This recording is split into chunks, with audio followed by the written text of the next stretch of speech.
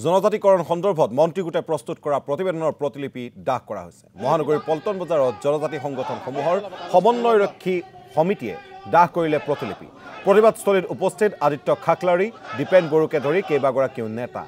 কাইলৈ সমগ্ৰ অসমতে দাহ কৰিব প্ৰতিলিপি। প্ৰয়োজনত ৰেলপথ ৰাজপথ অৱৰোধ কৰি প্ৰতিবাদ সাব্যস্ত কৰাৰো হুংকাৰ এই সংগঠনৰ।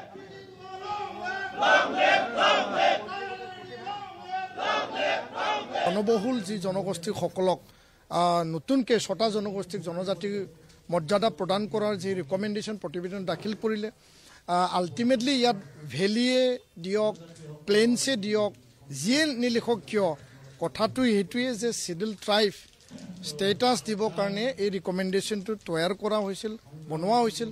স্পষ্ট কথা এইটোৱে, ৪৫ লক্ষ বৰ্তমানৰ ১৪টা জনজাতিসকলৰ ওপৰত ২ কোটি নতুনকৈ অতিৰিক্তভাৱে যিসকল সংখ্যাৰ ভিত্তিত আটাইতকৈ বেছি যিসকল আগবঢ়া ছ'চিঅ' ইকনমিক বা শিক্ষা দীক্ষাৰ ক্ষেত্ৰত আগবঢ়া, সেইসকলক যদি জাপি দিয়ে বৰ্তমানৰ জনজাতিসকল নামনিচান হৈ যাব, নাইকিয়া হৈ যাব। সকলো দিশত আমি পিছ পৰি আমি কোনো দিশত ৰাষ্ট্ৰীয় পৰ্যায়ত এটাই ছিংগল ST হ'ব বুলি মন্ত্ৰীগোটৰ যোৱাকালি এজন সদস্যই কৈছে। আৰু এই প্ৰতিবেদনখন আমি পঢ়িলোঁ যে ইয়াত পাৰ্লিমেণ্টে হওক, এছেম্বলিয়ে হওক, পাৰ্লিমেণ্টত এনেকমেণ্টৰ যোগেদি, আইনৰ যোগেদি সংশোধন কৰি পেলাই ৰিজাৰ্ভেশ্যনৰ ব্যৱস্থা কৰা হ'ব। আনপিনেদি মৰাণ মটক কোচ ৰাজবংশীক চিডিউল ট্ৰাইবৰ ষ্টেটাছত তাত ৰখা হৈছে। আৰু এই গোটেই বিষয়টো আমি গোটেই ৰাতিটো আমি চাইছোঁ, পঢ়িছোঁ, আৰু তাত বুজিব লগা, চিন্তা কৰিব লগা যথেষ্ট কথা আছে। আৰু গোটেই প্ৰতিবেদনখন আমি ৰিজেক্ট কৰিছোঁ। আমি এই প্ৰতিবেদন মানি লোৱা নাই, মানি লোৱাৰ কোনো প্ৰশ্নই নুঠে। আমি এইটো অপ'জ কৰিছোঁ। আৰু আজি এই প্ৰতিবেদনখন CC2R যোগেদি ইয়াত ট্ৰাইবেল সংঘ আৰু আন যিখিনি 26টাকৈ আমাৰ জনজাতিৰ যি সংগঠন আছে, সকলোৱে চেণ্ট্ৰেলি আজি এইটো দাহ কৰিব। এই দাহ কৰা কাৰ্যসূচী আজি আমি লৈছোঁ। পৰৱৰ্তীকালীন প্ৰতিবেদন হ'লেও এইটো ট্ৰাইবেলৰ পক্ষত নহয়, ট্ৰাইবেলৰ এইটো বিপদ মাতি আনিছে। আজি 3 টায়াৰ ট্ৰাইবেল বনোৱা হৈছে। আল্টিমেটলি তেওঁলোকক ট্ৰাইবেল হিচাপে ৰিকগনিশ্যন কৰা ফালে চৰকাৰ আগবাঢ়িছে।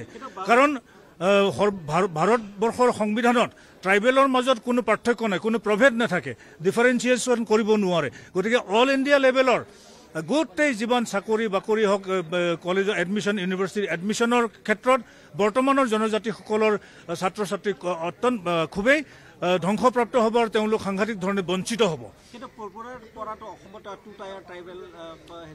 2 ট্ৰাইবেল থাকিলেও তেওঁলোকৰ চিডিউল ট্ৰাইব হিলছ আৰু চিডিউল ট্ৰাইব প্লেইনছৰ ৰিজাৰ্ভেশ্যন কোটাটো বেলেগ বেলেগ আছিল। কিন্তু অল ইণ্ডিয়া লেভেলত আমি ST হিচাপে আমাৰ মাজত কম্পিটটো হয়। কিন্তু এতিয়া কম্পিটিশ্যন মাত্ৰ ৰাজস্থানৰ মিনা আৰু অসমৰ মেইন ষ্ট্ৰীম ছ'চাইটিৰ কমিউনিটিবিলাকৰ লগতহে সীমাবদ্ধ হ'ব। গোৱালপাৰা ডিষ্ট্ৰিক্টত আমি কৈছোঁ যে কমতাপুৰত যিমান ৰাজবংশী আছে তেওঁলোকক কৰি দিয়ক, তাত আমাৰ আপত্তি নাই। কিন্তু BTCৰ ক্ষতি হ'ব আৰু ৰাভা হাছং অট'নমাছ কাউন্সিল সাংঘাতিক ধৰণে ক্ষতিগ্ৰস্ত হ'ব।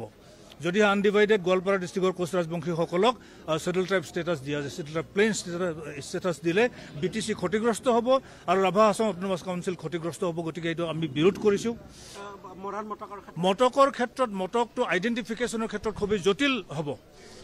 কাৰণ আহোমেও গোহাঁই লিখে, মটকসকলেও গোহাঁই লিখে, আহোমেও গগৈ লিখে, মটকসকলেও গগৈ লিখে। এতিয়া আমি শুনিবলৈ পাইছোঁ যে অলপতে অৱসৰ গ্ৰহণ কৰা ভাস্কৰজ্যোতি মহন্ত ডাঙৰীয়াও বোলে মটক জনগোষ্ঠীৰ লোক। সেইটোৱে যদি হয়, এইটো এটা মিশ্ৰিত এটা জনগোষ্ঠী হ'ব। আইডেণ্টিফিকেশ্যনৰ ক্ষেত্ৰত কিন্তু কোনো ধৰণৰ প্ৰতিবেদনত এটা শব্দও উল্লেখ কৰা হোৱা নাই। কেনেকৈ আইডেণ্টিফাই কৰিব? ST যি ভেলি হিচাপে ৰিকগনিশ্যন কৰিছে, এই ভেলি ৰিকগনিশ্যনটোক আমি বিৰোধিতা কৰিছোঁ। আহোমেই হওক, কোচ ৰাজবংশীয়ে হওক, চুতীয়াই হওক বা টি ট্ৰাইবেই হওক, তেওঁলোকক ST ভেলি হিচাপে 3টা কেটেগৰী কৰিছে। আল্টিমেটলি অল ইণ্ডিয়া লেভেলত এইটো কেটেগৰাইজেশ্যন নাথাকে, ST এটাই হয়।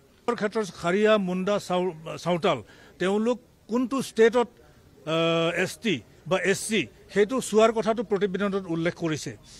এই কথাটোত পুনৰ বিবেচনাৰ কাৰণেও তেওঁলোকে মন্ত্ৰীগোটৰ প্ৰতিবেদনত উল্লেখ আছে।